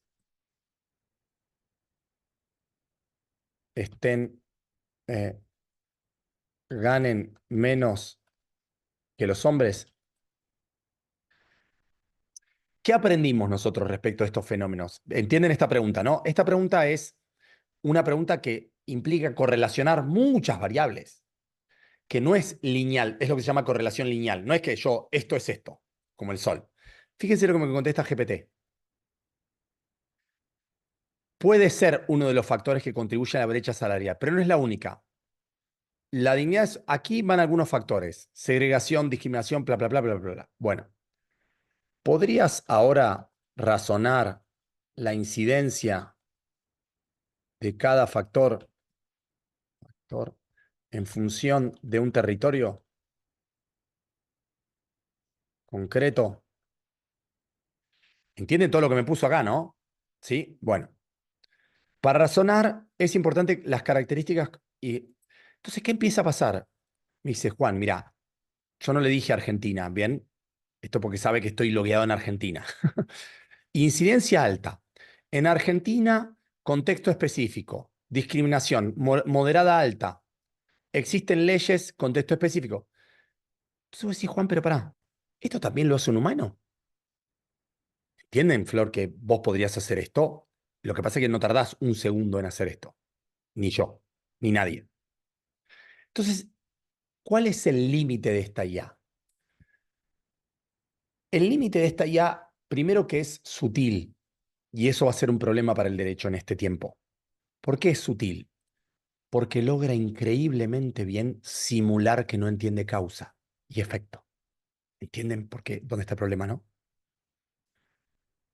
Eso es un problemón. Porque casi todas las respuestas que me va a dar, yo voy a creerme que está haciendo inferencia causal. Y probablemente en 70-80% de los casos que yo haga inferencia causal, lleguemos a la misma conclusión. Entonces, dos conclusiones, no voy a poder seguir porque imagínense que quiero ir a otro punto. Estoy solamente con el límite este. Uno, las simulaciones de comprensión de causas son y van a ser tan sofisticadas que en el derecho vamos a tener un problema cuando la IA razone causas. El problema es doble. Uno es, quizás nos ayuda a razonar una causa, lo que yo acabo de hacer acá. Pero si yo no tengo claro que no está entendiendo de manera profunda la cuestión de las causas, y acá viene la segunda cuestión. Y eso tiene que ver con que la IA, al no experimentar el mundo, no lo mide físicamente. O sea, si yo subo el Everest y digo, el Everest tiene 8.800 metros, yo estoy diciendo que tiene 8.800 metros por una razón muy concreta. Porque 8.800 metros fue un ser humano y hizo una medición física de eso. Everest me va a decir que el Everest tiene ese metraje, pero Everest no subió a ningún lado. El ChatGPT no subió a ningún lado. Reproduce ese dato. Bueno, ChatGPT simula tan bien las causas que ya muchos filósofos se empiezan a replantear hasta qué punto los humanos entendemos causa. ¿Entienden lo que está pasando con la IA, no? Lo que está diciendo es, Jorge, pero espera, vos te pensás tan sofisticado que entendiste esto y esto, pero te cuento. La IA le das todo el corpus, más los parámetros, más esto, y en todos los concursos que estamos haciendo de predicción de causa, te gana vos. Entonces, aunque la IA no haga lo que haces vos, quizás deberías revisar lo que vos conocés cómo entender causas. ¿Entienden lo que está haciendo la IA respecto de causalidad, no? Está haciendo que Judea Pearl, el Messi de esto, diga, me parece que me estoy equivocando. Judea Pearl porque era el que siempre decía, la IA no entiende causas. Y ahora está empezando a revisar hasta qué punto la IA no entiende causas. Insisto, la palabra entender siempre, Jorge, María, Francisco, nunca la asimilen a lo que hace un cerebro biológico que tiene un neocórtex, que tiene dendritas, axones, que tiene flujo sanguíneo, que tiene etiquetas emocionales, que tiene como mínimo 9 tipos de inteligencia. la palabra entendimiento es mucho más precaria en la IA. Es correlación probabilística tan sofisticada que dice, bueno, aunque yo no tenga sintiencia, Jorge, yo voy a saber por qué es esto. Aunque yo no tenga emociones, yo voy a saber por qué es esto. Esperen que me dan un segundito que tengo una persona que me parece que me está tocando el timbre. Sebas, querido, habías quedado a las 7 porque estoy en un Zoom. ¿Puedes esperarme? Perdón, ¿eh? Ahí está. Segunda limitación. No experimenta. Esto, por supuesto, no requiere mayor explicación. Tercera, no tiene emociones. Tampoco tiene mayor explicación. Entonces, en mi opinión, ¿qué valor agregado tenemos hoy en relación con la IA? Esas tres cosas. Que aunque la IA me diga, Juan, hace tal y tal cosa o no hagas tal y tal cosa, y esto va a ser un tema para la responsabilidad civil, el auto autónomo no logra empatizar con una víctima. Esto es crítico. El auto autónomo le vamos a tener que enseñar a que no pise un humano, pero su autonomía está desprovista de empatía y de experiencias. Y acá llegamos al punto de la autonomía, que es una autonomía que yo llamaría bastante diferente a la de un humano, que también llega, recuerden que la autonomía además, mucho más en el derecho civil y la capacidad, es un concepto en evolución la autonomía. Un nene de 1 año no tiene la misma autonomía que una persona de 20. Entonces, en la IA, hagan de cuenta que la IA llegó a su mayoría de edad en su autonomía. ¿Sí? Hagamos de cuenta eso. ¿Sí? En los 50 tenía 0 años y empezó a evolucionar, y hoy en día ya llegó a su adolescencia. ¿Sí? Ya llegó a los 18. Ya está. ¿Sí? Es como que ya me puedes decir y no te piso a alguien, puedo hacer tal cosa, puedo hacer tal otra cosa. Al no tener sintiencia y al no tener empatía, vamos a tener que pensar muy bien qué hacemos con eso. Que para ir cerrando y además para ir a algunas cuestiones que les marqué acá, yo después les voy a dejar esta presentación. ¿Qué es un poco lo que se está haciendo en el mundo como tendencias? Por supuesto no voy a poder sintetizarlas a todas, ¿sí? Pero algunas tendencias, ¿sí? Que creo que las tengo por acá. Sí.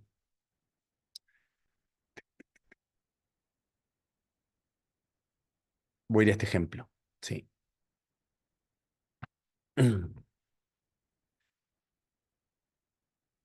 Una tendencia que yo estoy 100% de acuerdo, que aunque se aplique a los autos autónomos, para mí hay que hacerlo para cualquier tipo de IA, es qué tipo de autonomía tiene en términos de IA. Autonomía de IA.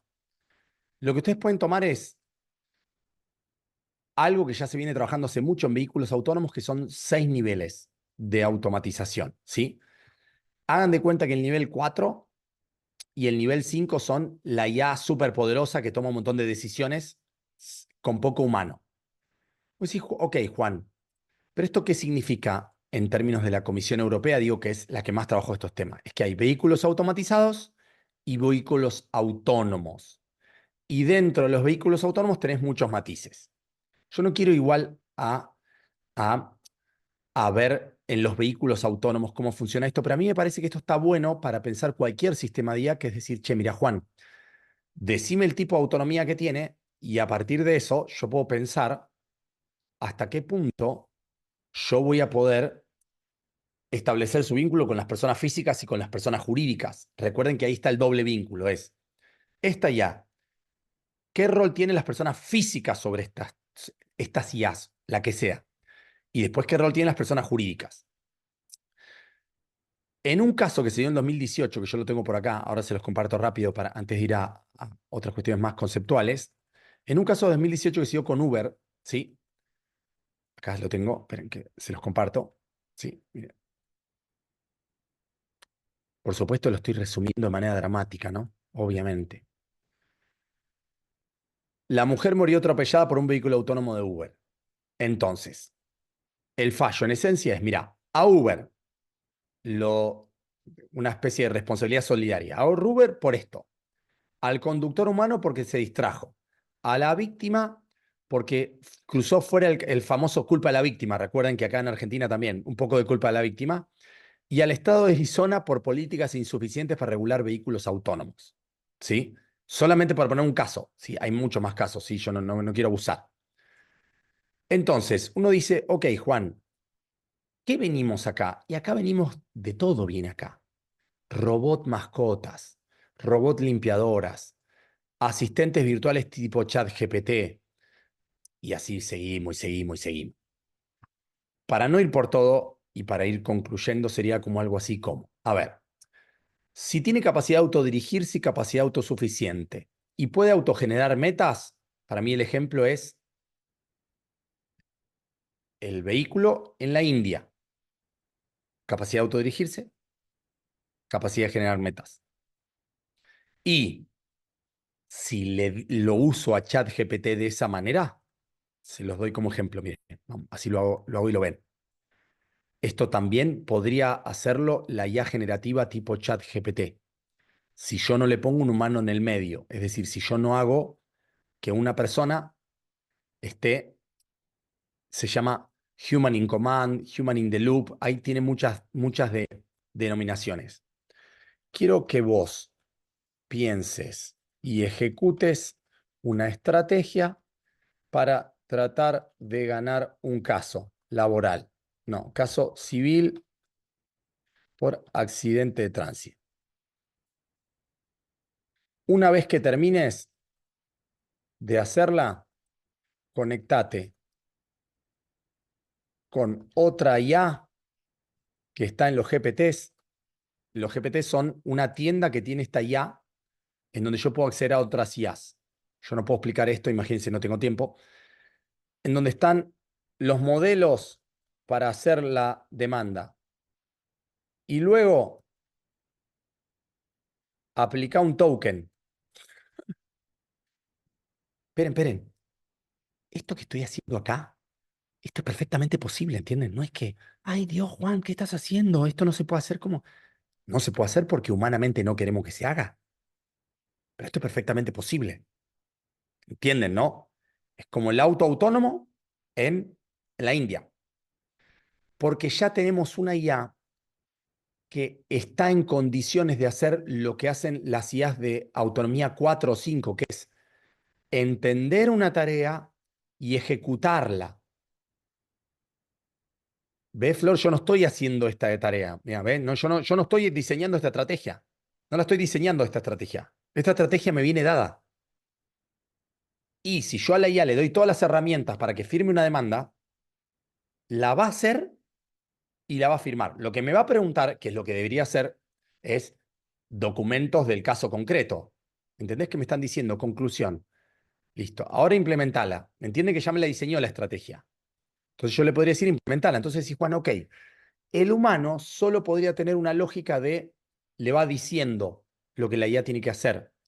Pero el humano ahí funciona más como instrumento, no como agente. O sea, la IA es la que hace todo. Viste, Jorge, como vos funcionás con o si alguno hay abogado de la matrícula, como vos funcionás con tu cliente. Vos sos el que piensa y el cliente es que te dice, sí, eso o eso no. Vos acá serías el cliente de la IA. Esta forma de que a la que llegamos hoy y que cada vez se va a poner más sofisticada y más autónoma, esta forma es la que hay que repensar. Contexto, grado de autonomía y lo que la normativa europea empieza a trabajar, que es el humano, ¿qué rol tiene en este ciclo? ¿Sí? Porque yo esto lo podía prevenir, Jorge, suponete, si nosotros queremos prevenir que un humano firme demandas como yo lo acabo de decir, haces una norma que diga, se prohíbe que un humano le delegue a una IA la elaboración de la estrategia y la firma automatizada de la instrumentación de esa estrategia. Pero eso hay que discutirlo. ¿Queremos prohibirlo eso o no? ¿Entienden? No, esto se está discutiendo. El Colegio de Abogados de Bar de Florida hace unos meses sacó una resolución. O sea, ¿me entienden? No es que estamos hablando de cosas distópicas. Esto que yo acabo de mostrarles acá, si en el laboratorio nos dan 2 meses, lo hacemos. O sea, ejecutamos que una IA haga esto de manera autónoma. El punto entonces ahora es cuánta autonomía, lo que acabo de venir de Europa, una de las cosas que se está discutiendo a nivel europeo y a nivel norteamericano es en ciertos temas no les vamos a dar autonomía. Este tipo de autonomía. En otros temas va a ser prohibida la aplicación de la IA para esto. Y en otros temas va a ser de alto riesgo, de medio bajo. Toda esa es la discusión. La discusión hace 2 años era, bueno, Juan, ¿cuáles son los principios? Es la que dejamos reflejadas en las recomendaciones de la comisión de IA del año pasado de las jornadas, que a mí lo que me gustó, que es lo que yo les recomendaría a Flor que hagan en esta, es no se puede pensar esta tecnología de manera endogámica. Si a la comisión de IA no van gente que sepa IA, esta es solamente una recomendación, por supuesto. Perdón que la diga tan enfática. No tiene mucho sentido que entre abogados piensen esto, que no saben la IA. Tiene que ser algo multidisciplinario esto. Para que venga un doctor en robótica y te diga esto. O para que venga gente, en mi caso yo ya estoy bastante formado en esta tecnología, pero me falta bastante para entenderla a una dimensión, aunque la he hecho bastante fuerte, de hecho hay cosas que programo, etcétera, pero es obvio que algunas cosas se me escapan, pero me parece que no se puede pensar la regulación de esta tecnología sin gente que nos ayude a entender la tecnología.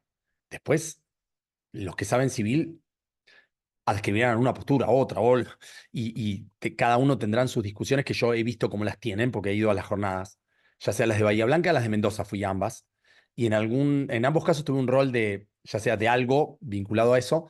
Entonces me parece que ahí el tipo de IA, las técnicas de IA y lo que se llama los intervalos de tiempo en donde el humano interviene son hoy los parámetros que se están discutiendo a nivel internacional. Después, todo otro capítulo que por una cuestión de tiempo no voy a poder dar hoy, es consumidores y usuarios. Eso es un tsunami también, que imagínense que no lo pude tocar acá. Es un tema que me apasiona, pero acá lo ceñí bastante o mucho a la responsabilidad civil. Bueno, gracias por escucharme.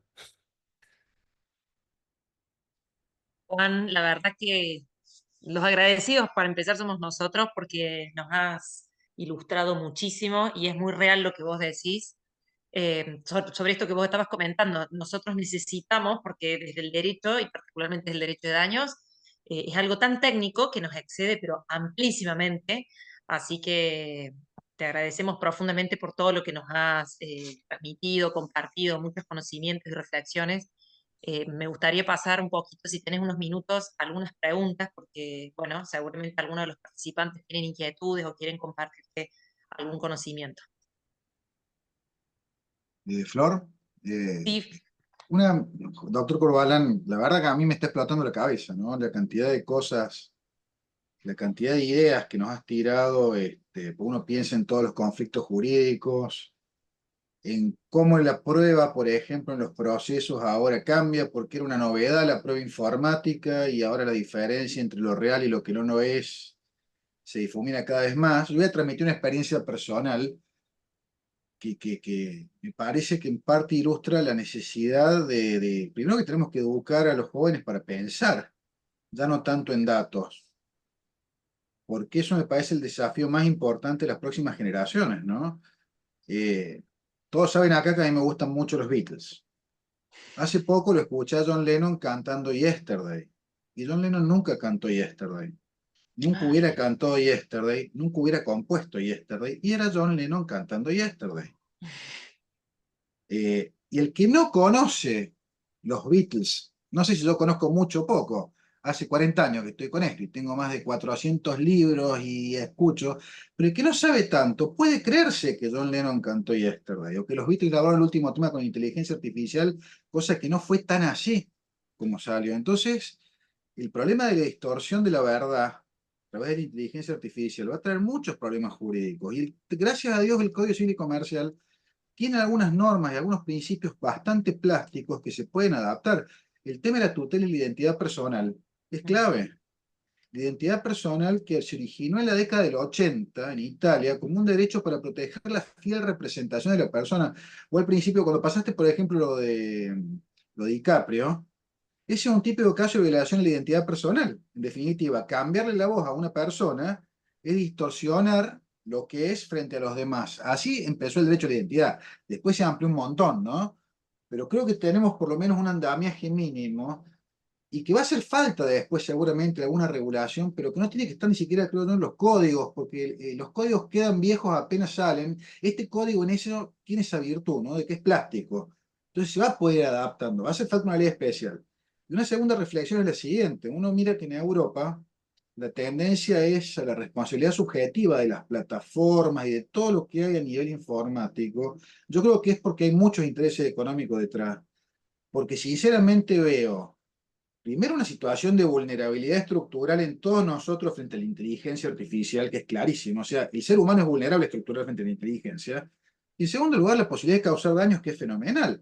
Con lo cual creo que el factor objetivo se impone por su naturaleza. O sea, que se cae maduro el factor objetivo. Y sin embargo, hay muchas normas europeas. Acá en Argentina, viste que tenemos el caso Costen y Claps, con el famoso tema de Mercado Libre y todo eso, ¿no? Yo creo que si la ley puede ser decisión de política legislativa, que el mejor legislador diga, hace falta que en esto el factor sea subjetivo por tal o cual razón. Pero por su propia naturaleza, creo que no hay duda que el factor de atribución de la responsabilidad civil, sin perjuicio de todas las cuestiones de imputación, que también son un lío, ¿no? ¿A quién voy a atribuir la responsabilidad, etcétera, etcétera? Me parece que tiene que ser objetivo la responsabilidad, ¿no? No sé cómo lo ves a eso. Dos reflexiones. La primera es, a mí me parece que hay que cambiar también un poco una dinámica de aproximación a cómo tratamos de agregar valor, como ya sea desde la academia, ¿sí? Porque en este caso son espacios académicos, a, a este ecosistema regulatorio tan dinámico y cambiante, o a veces tan obsoleto, o a veces no, o a veces que tiene buenos principios, pero que después le falta corpus. Yo creo que ahí hay dos cosas. Una, me parece que nosotros estamos muy acostumbrados, y más en academias tradicionales, yo soy neuquino, recuerden, con el cual tengo una visión muy federal de lo que es la academia jurista, pero me parece que desde lo tradicional estamos muy encorsetados en hacemos una jornada, hacemos tal cosa, hacemos tal otra cosa, le proponemos al legislador. Y la verdad que me parece que eso está bien, no es que quiero ir en contra de eso, pero me parece que eso es al menos insuficiente. A mí me parece que debiéramos ir en otra dinámica y pongo un ejemplo súper concreto. Nos juntamos con el gerente legal, lo he hecho ya muchas veces, con el gerente legal ahora es una gerenta legal de Mercado Libre, me junto con el gerente de Oracle y le digo, mira, vamos a trabajar en una agenda, lo hice ya con la gente de IBM en materia de IA, vamos a trabajar en una agenda en donde, ¿qué opinás vos de esto? ¿Y qué opino yo de esto? Dale, vamos. Dame ejemplos concretos. Perfecto. ¿Podemos hacer un protocolo? O sea, el centro de la asociación ¿puede ayudarte a hacer un protocolo? Sí, dale, vamos a trabajarlo juntos. Eso, en mi opinión, tiene un impacto dramáticamente mayor que seguir de manera endogámica haciendo lo mismo que hacemos hace décadas. No te digo esto desde la teoría. IALAB ya lo hizo. Nosotros ya tenemos mucha documentación de esto. Nosotros no hemos hecho estudios empíricos. Nos juntamos a trabajar con Meta para cambiar su política de privacidad. Con Meta. Paula Vargas. Nos fuimos. Le dijimos, mira, esto está mal, esto está mal, esto está mal. Le dijimos, esto no. Mira, ¿cómo podrías hacer esto así? Tuvimos 5 reuniones. Porque hoy en día, si no haces algo mucho más concreto, dinámico y con los actores del sistema que son los que inciden, y eso después retroalimenta esta agenda. Mira, Meta no va a hacer esto y esto y esto. Bueno, listo, ahora sobre esto, ¿qué hacemos? Bueno, entonces sí, yo le recomendaría al legislador que haga tal cosa. Entonces, esperar, Federico, esperar que la IA avance para después nosotros charlar qué haríamos y esperar 5 años o 3 a ver si nos copiamos de los europeos, que es probablemente donde vayamos, lamentablemente. Para después esa desigualdad estructural va a seguir subsistiendo y no vamos a haber contribuido a cambiar. Y para mí los microcambios se dan si invertimos la agenda. Yo tengo pruebas empíricas de esto. Con Mercado Libre hicimos varios pilotos, porque en definitiva las empresas por suerte también tienen incentivos, porque ellas no quieren salir a arruinar usuarios como idea macro. Al de Mercado Libre no le sirve que todos le estén insultando su plataforma y que se le quejen de lo que le está vendiendo. Le sirve que haya cada vez más usuarios porque está compitiendo contra Amazon. Entonces, por eso ellos están obsesionados con la mediación previa en Mercado Libre. Entonces uno piensa, che, la responsabilidad por los productos defectuosos, pero esperá, vayamos a Mercado Libre, sentémonos, fijémonos cómo Mercado Libre hace esto y repensemos lo que nosotros pensamos a nivel solo judicial y de ley, para ver si podemos armar algo prejudicial que vaya en línea con lo que ya está haciendo Mercado Libre. Y si no estamos de acuerdo, que vaya en una línea distinta. Yo creo, Federico, que esa agenda la tendríamos que abordar más desde esta lógica porque pues, tendríamos más valor para aportar. El abogado es como que está muy divorciado de estas agendas porque además se autoexcluye, porque también lo excluyen, porque dice, vos siempre me decís que todo es inconstitucional, vos siempre me decís que eso es prohibido, y entonces no se genera un ecosistema virtuoso. Esa es un poco la opinión que tengo de esto, Federico, y en relación a lo de si es objetivo o no, yo creo que entre el 1757 y 1758, ahí hay una esencia, esto lo ha dicho Ceci Danés y varias personas más, ahí hay una válvula para muchas cuestiones de IA, ¿sí? Responsabilidad por, si querés, algo que sea inmanentemente dañoso y eventualmente busco en toda la cadena de las personas que intervinieron para ver en qué medida están correlacionados con el daño que causaron. Yo creo que esa es una fórmula que ya tenemos para aplicar. No veo cómo razonar un criterio subjetivo en la IA a priori.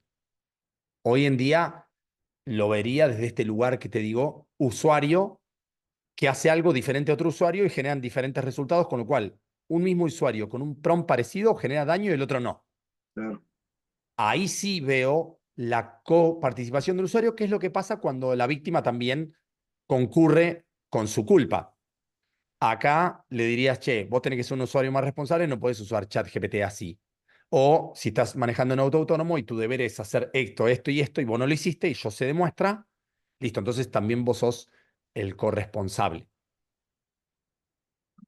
Gracias, ¿eh? No, gracias a vos.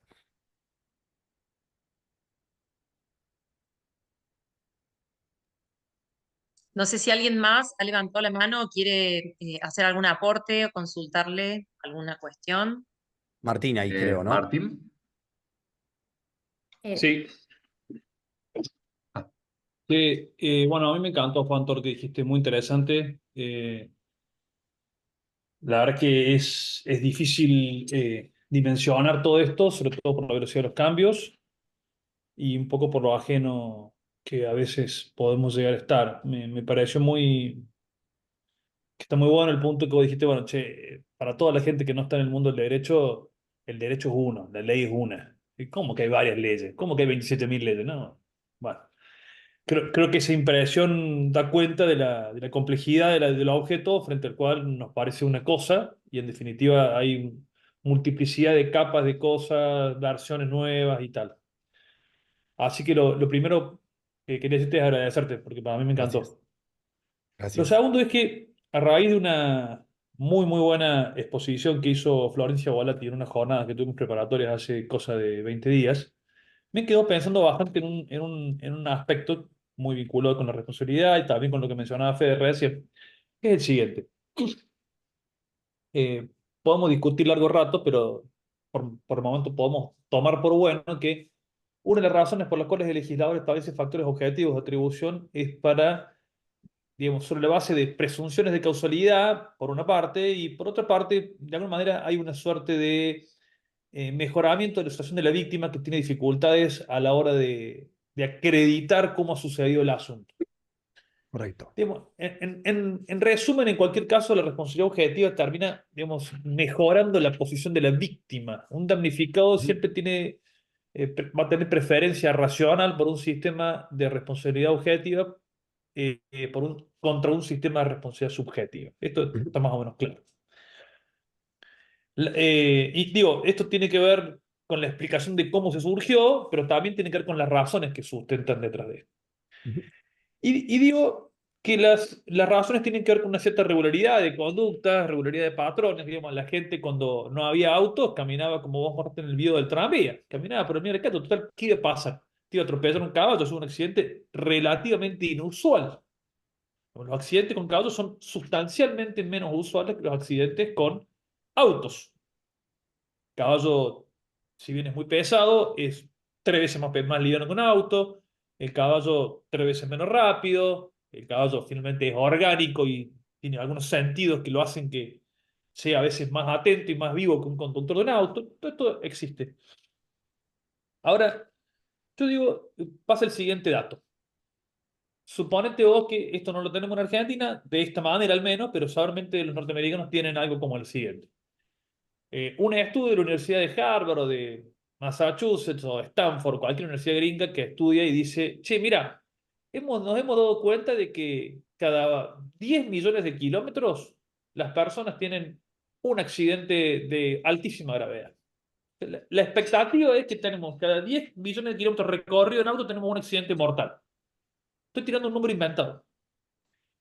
Pero ese número, fatalidades contra kilómetros recorridos, es un número que se puede hacer. No sé si está hecho o no, pero se puede hacer. Yo asumo que debe estar hecho. A mí el tema tráfico y fatalidad y accidentes me gustó mucho. Lo he estudiado también. Sí, el número debe estar. Y también hay un número, lo veo en las cosas que sigo, con mucho interés, quizá tanto interés como vos, pero mucha menos formación la mía, que la tasa de accidentes de Waymo y la tasa de accidentes de Tesla es una cada X kilómetros. Podemos hacer una comparación.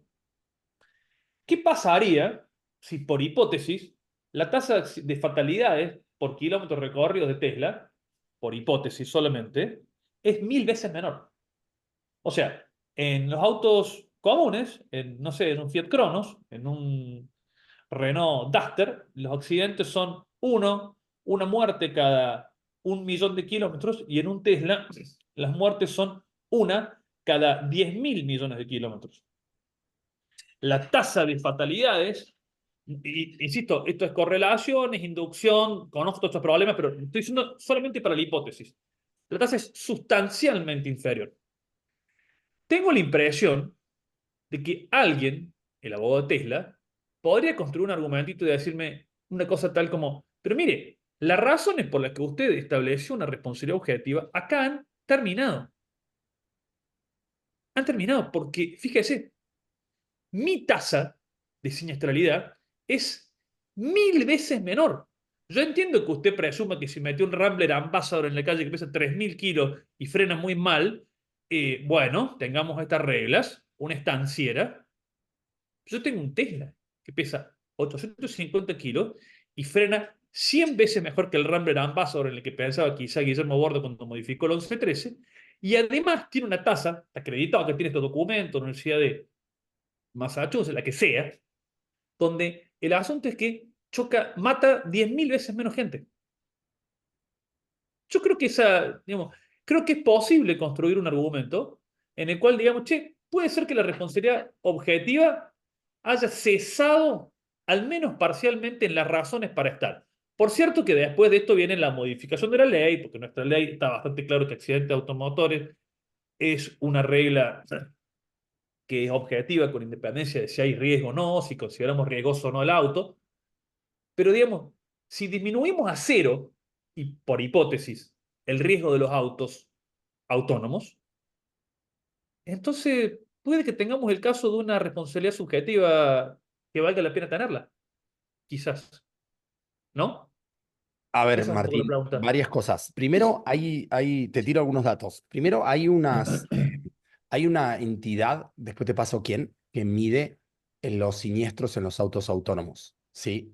Que mide los siniestros. Digo porque ya hay, digamos, un índice de siniestralidad, lo que pasa que el nivel de adopción es bajísimo en relación a los vehículos conducidos por humanos. Con lo cual, hoy en día, Martín, la métrica, porque entiendo tu razonamiento, estoy tratando de construirlo. La métrica, cantidad de kilómetros vía accidentes, tiene un sesgo muy robusto, que es el nivel de adopción del auto autónomo. El lugar donde se adopta, en términos generales, en casi todos los casos son en entornos controlados. No es como en Egipto, salvo el ejemplo que te mostré en el video, que además es un experimento que, fíjate, va en balizas, que lo hicieron de manera controlada.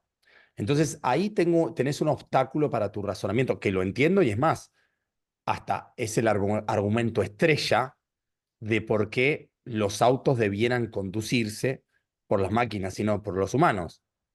Porque en teoría, y casi todos los estudios afirman eso, estudios teóricos, porque insisto, el nivel de adopción, al no darse en entornos muy reales, los experimentos que hay, podríamos decir que tienen un indicio de que mejorarían dramáticamente las tasas de mortalidad y las tasas de siniestralidad.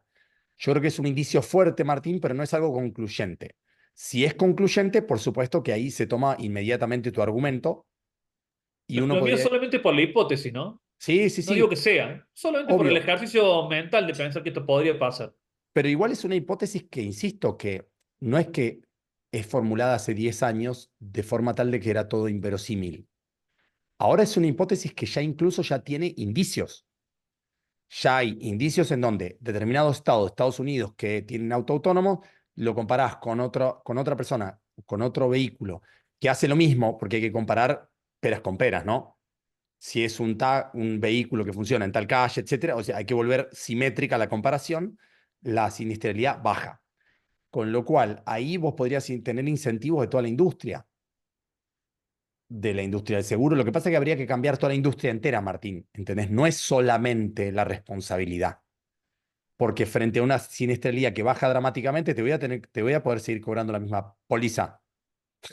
El seguro va a ser el mismo, ¿me entendés lo que voy? Se revisiona la industria entera, porque está claro que cuando baja dramáticamente la siniestralidad es lo que le da vida a la industria del seguro. Al menos como la conocemos, sí, al menos como la conocemos. Entonces, fíjate que ahí pondrías en jaque, entre comillas, ¿no? A toda una industria entera en relación con los vehículos. Y ahí vendríamos con otro, por eso que esto es mucho más complejo. Y ahí uno diría, ok, Juan, entonces esto va a pasar como cuando pasó con los vehículos eléctricos en los 90 y en los 2000. Las petroleras hicieron todo lo posible para que no existan las energías renovables, porque mataba su modelo de negocio.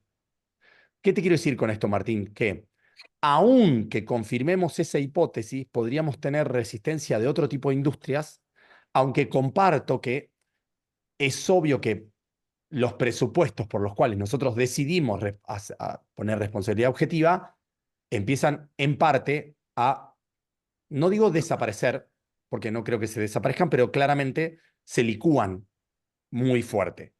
Comparto con vos, en función de lo que hace la IA. Pero acordate que para que eso pase, necesitas un ecosistema que, según el estudio más robusto que yo conozco de autos autónomos de América Latina, que lo hizo ITELA junto a otras universidades, la adopción masiva la espera para el 2045, con suerte. Es decir, yo me acuerdo que me puse a estudiar autos autónomos en el 2017 y hoy, 2024, ¿sí? Avances en materia de vehículos autónomos en Argentina, 0,001. Vos decís, Juan, pasaron 8 años. Y en Latinoamérica, Martín, Pandemia, pandemia, restricciones en etcétera, las etcétera, importaciones. etcétera. Yo manejé en Y, el 2007 un Tesla y se manejaba solo. Y eso hasta pero es existía y más, yo lo vi en una pero ruta. pará, y existe, y hay en Alemania, y en Estados Unidos. Lo Sí, que te quiero sí, decir es que el nivel de adopción requiere una infraestructura y un ecosistema muy robusto. de Necesitas acuerdo. mucha conectividad, digamos, mínimo 5G, mínimo. Necesitas muchos dispositivos, pero no dentro del auto, entre los autos y con los objetos y con el ecosistema. Porque un auto humano, el vehículo autónomo, como decís vos, Martín, cuando se junta con otros vehículos autónomos, es obvio que ahí produce la disrupción de que empieza a bajar dramáticamente porque son las IA las que manejan el tránsito. Entonces, al manejar las IA, es obvio que la siniestralidad baja por completo si fuesen todos autos autónomos, literalmente, todo el parque automotor. Para mí es un gran ejercicio y yo suelo estar de tu lado en términos conceptuales, de que, de que lo que subyace a lo que vos decís es, y lo he hablado con Pamela Tolosa, no tiene sentido insistir en un sistema de responsabilidad y en una lógica de transporte humano que genera ese nivel de mortalidad y de accidentes. Y que no importa lo que hagamos, no lo logramos bajar sustancialmente. Y de hecho, para bajarlo habría que construir dobles vías de manera masiva, que eso está demostrado que lo baja empíricamente, ¿sí? Cuando vos haces dobles, haces autopistas y no calle de mano y contramano, pero eso es extremadísimamente oneroso y largo. Entonces, por eso que me parece que esto, coincido con lo que vos decís, Martín, lo veo poco practicable que escalen los vehículos autónomos en la Argentina en los próximos 5 años. Va a ser algo más teórico para otros países que para nosotros. Esta es mi predicción en relación a los autos autónomos, ¿no? De acuerdo. Yo creo que de una que le falta mucho a la Argentina en particular para los autos autónomos en términos de conectividad, 5G y mercado. Yo solamente digo que uno tiende a pensar que todo va hacia la responsabilidad objetiva, pero tal vez no. Comparto Tal que vez no quizás no, todo. comparto que Ese es el quizás no punto. todo. Tal Comparto vez que no quizás no todo. todo. Porque la responsabilidad objetiva no es una regla, no es un principio moral, es una regla de conveniencia, de distribución de riesgos, de Obvio. derechos. Entonces, digo, para ahí uno es tentador pensar que vamos hacia ahí con todo, y por ejemplo, yo quisiera que vaya hacia ahí la responsabilidad médica, pero bueno, capaz que no tanto. Capaz que puede haber alguna, puede estar justificado un volver a pensar. No digo que ya, pero simplemente digo, che, nos parece obvio que los vehículos autónomos son objetivos. Bueno, no sé si es tan Martín, obvio. yo sabes lo que diría que es algo sí aplicable ya, más allá de los vehículos autónomos, es, podemos pensar en responsabilidad objetiva de los productos defectuosos que salgan de ChatGPT. Eso hay que pensarlo ya, ahora, en este instante. No veo mucha gente pensando en esto. A mí me encantaría que haya más gente pensando en esto ya, ahora, porque hay muchas cosas que salen de ChatGPT que podrían generar daños a nivel masivo. Estaría bueno pensar qué hace un gran modelo de lenguaje y cómo podríamos pensar la responsabilidad en un modelo de lenguaje grande, porque es una IA bastante autónoma. No te diría que es un auto autónomo en sentido estricto, obviamente que no, pero se le parece mucho por la lógica en la que funciona. Y tiene una capacidad de autonomía muy relevante, que simplemente está mediatizada un poco por la empresa, pero un usuario humano puede liberar esas cadenas, por eso se llama jailbreak, y hace que el modelo empiece a hacer cosas y yo lo puedo poner en producción. Poner en producción, vamos a ponerlo bien en concreto, es una empresa agarra un bot, le enchufa a ChatGPT y te empieza a hablar a vos como usuario. Y vos Sí, sí, va, y 100% de va, acuerdo. Y ahí necesitaríamos un desarrollo de la dogmática de la product liability más robusta y sobre todo los defectos de diseño. No tenemos coincido plenamente. una dogmática muy robusta ahí. Pero digo, totalmente de acuerdo, aunque las herramientas, si se quieren, normativas están, nos falta quizá un robustecimiento de la dogmática, de una. Perdón que interrumpa, chicos. Flor Volati está poniendo justamente acá una pregunta porque había quedado ella con el turno de palabra ahí esperando. Y antes de cerrar, Juan, si podés contestarle, Flor, te cedo la palabra unos minutitos. Cortito, así podemos liberar lo que Juan ya está con el tiempo justo. Ay, bueno, perdón, la escribí porque no quería robar Ahí más lo vi, tiempo. ahí lo vi. Sí, sí, ahí la estoy viendo, Flor. ¿Te contesto Sí, eso? sí, me quedé pensando en esto que hablabas de esta ilusión que hace ChatGPT de que hace relaciones causales cuando cuando en realidad no las hace y cómo nosotros, y pensaba cómo nosotros, los profesionales del derecho, pero cualquier otro profesional liberal sobre todo, tomamos esta respuesta y en ese input cómo funciona en el marco de la responsabilidad de los profesionales liberales y del vicio riesgo de la cosa y si este falso determinismo puede ser considerado un vicio íncito de ChatGPT. A ver, ChatGPT, si vos lees las términos y condiciones, nosotros nos analizamos bien, él te aclara, primero, que esto es un contrato de adhesión, segundo, que él no te está presentando un modelo perfecto ni un modelo que hace inferencia causal. Con lo cual, en parte, lo que te está diciendo a vos, profesional liberal, es si a mí vos me tomás eh, como que yo voy a razonar causas, tu problema es tu problema, no es mi problema. Porque yo no te estoy ofreciendo un servicio de correlación de causas.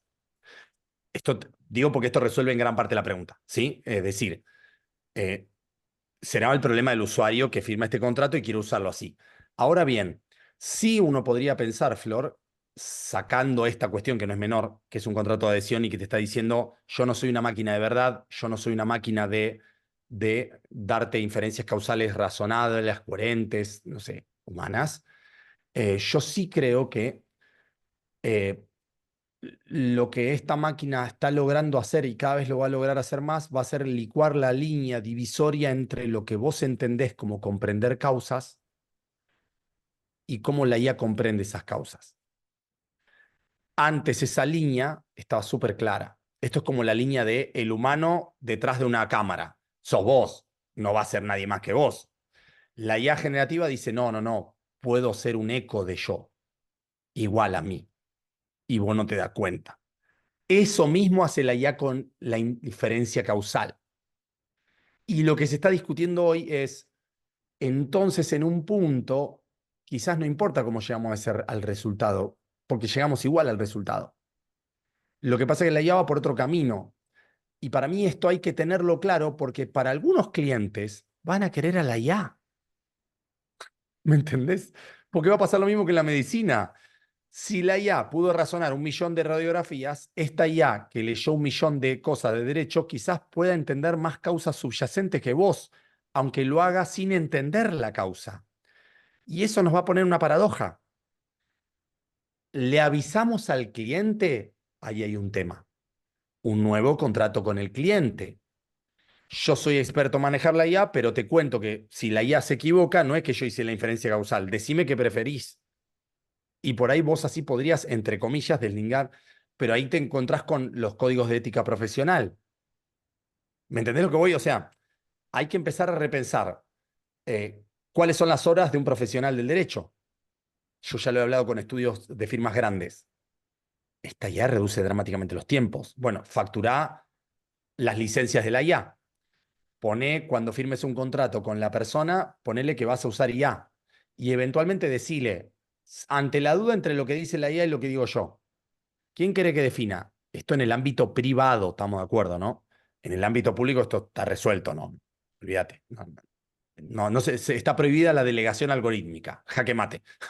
Con lo cual, listo, ya está. Pero en el ámbito privado, Flor, muchas personas van a decir, no, no, usá X y A, y lo que te diga la IA, si vos considerás que está viendo algo que vos no viste, vamos para adelante.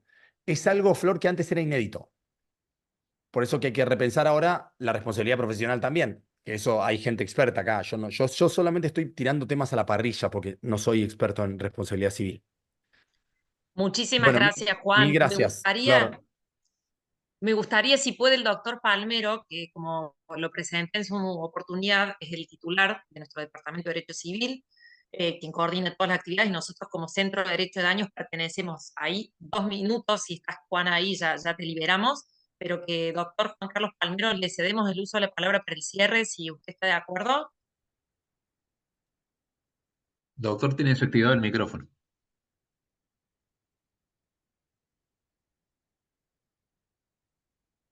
Eh, lo tiene que reactivar ahí en la esquina inferior izquierda de la pantalla.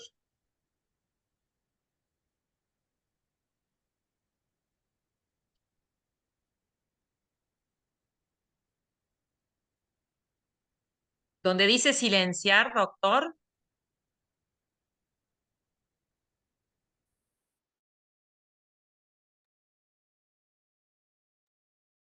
Es un logo del micrófono que le debería decir ahora reactivar audio.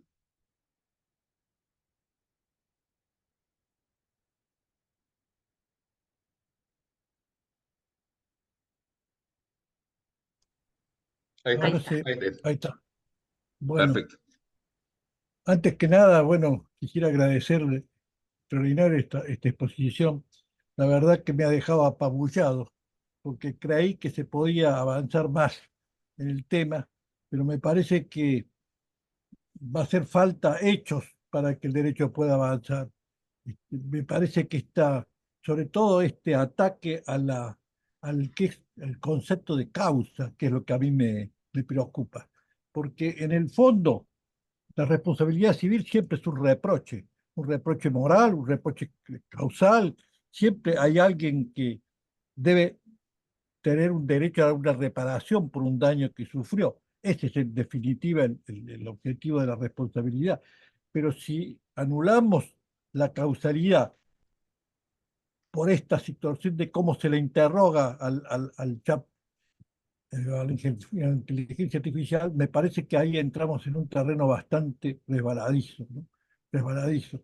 Porque en realidad los criterios, los grandes criterios por el cual se ha estructurado la responsabilidad civil, podrían ser trasladados a ir resolviendo problemas, pero si nos atacan en el corazón mismo, que es en este punto de quién es el causante de una situación, ahí me parece que a mí por lo menos me crea unas dudas muy profundas que merecerá que sigamos viéndolo mucho más. Ya nos es un gran esfuerzo poder adaptarnos a estos cambios, que ya vemos que duran 6 meses, 5 meses, pero de cualquier manera me parece que el punto está ahí, ¿no? Estaba estudiando los otros días, por ejemplo, que en Hong Kong ya se admite que un algoritmo vote en una asamblea. Y algo que es más grave todavía, puede tomar determinaciones autónomas respecto de quien lo colocó.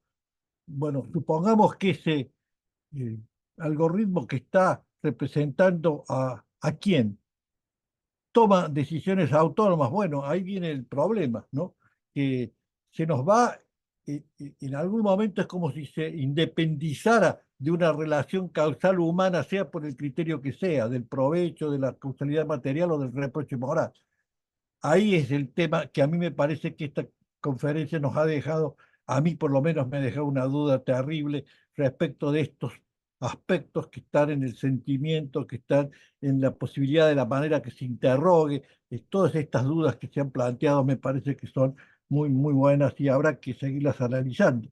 Creo que la Comunidad Europea trabaja mucho en el tema de los automotores y eso va a ser seguramente más fácil resolverlo, me parece, que estas otras situaciones, como puede ser, por ejemplo, la inteligencia artificial frente a las profesiones liberales o frente a estas otras situaciones donde entran los sentimientos, entra la forma de preguntar, entran una serie de profundidades que no están, al menos, por lo menos a mí, al alcance mío de conocimiento de la práctica, ¿no? Pero bueno, creo que ha sido sumamente interesante y habrá que ponerse a pensar en la casuística y a partir de ahí ver si podemos trasladar los grandes principios de la responsabilidad civil, que de cierta manera son milenarios, porque cambian las circunstancias, pero no cambian los valores son los mismos. Siempre hay un damnificado y alguien que tiene que tener reparación. Y eso hay herramientas para que esto funcione. Y esas herramientas están dadas. Ahora habrá que ver cómo funcionan frente a esta nueva realidad que a todos nos asombra. Bueno, muchísimas gracias y creo que tenemos un desafío como nunca se le ha planteado al derecho de esta magnitud. Seguramente ustedes, que son los más jóvenes, lo van a llevar adelante con mucho éxito. Muchas gracias. Muchas gracias, doctor Palmero. Renovamos el agradecimiento, Juan. Verdaderamente brillante tu exposición y te liberamos porque sabemos que estás ocupado, así que bueno, muchísimas gracias, de verdad. Muchas gracias, Tero. Bueno, muchísimas gracias. Hasta luego. Adiós, hasta luego. Chau, chau a todos. Chao, buenas noches.